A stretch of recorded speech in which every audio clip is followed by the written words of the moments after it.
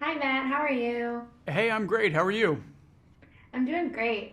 So to start, I feel like it's so fascinating to me how kind of character driven it is and how separated it is kind of from the monster aspect of this story, which normally that's the draw, but it is fascinating to see how we are kind of thrown into the mystery of these characters.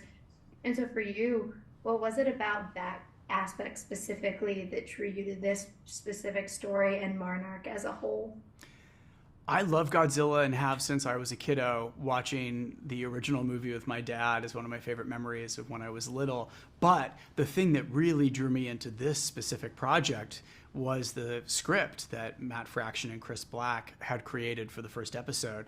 I was blown away by this complicated, multi generational family drama. And I loved the characters. I was surprised by the world. And I loved that this was telling a monster story from a human point of view, and that those monsters were crucial in telling the important chapters of these people's lives, that they were having an impact on how these characters' lives were changing and how they were intersecting.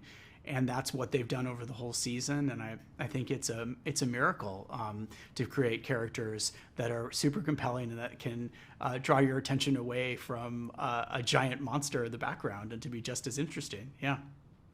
Yeah, and I do like too that no matter what, there's always one woman in a Godzilla story who's always like, "Why are you trying to kill my big boy?" And I do love that this has two of them, and I was like, "Yeah, this is great. That's me in a Godzilla story." I'm like, "Leave him alone. He's trying to just live."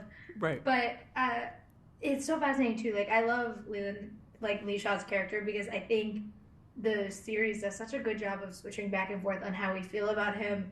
And obviously, the draw is having both, Wyatt and Kurt playing the same role.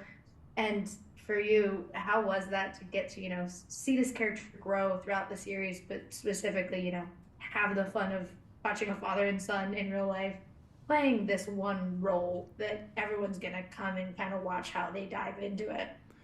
I'm a huge Kurt Russell fan. As much of a fan of Godzilla as I am equally a fan of Kurt Russell, and I love Wyatt Russell too. I've been so impressed by his work, and they're such different actors too that it was incredibly fun to see them create a joint project as father and son, and to see, oh, I can take that from my dad, and oh, I can take that from Wyatt, and we can build this character together.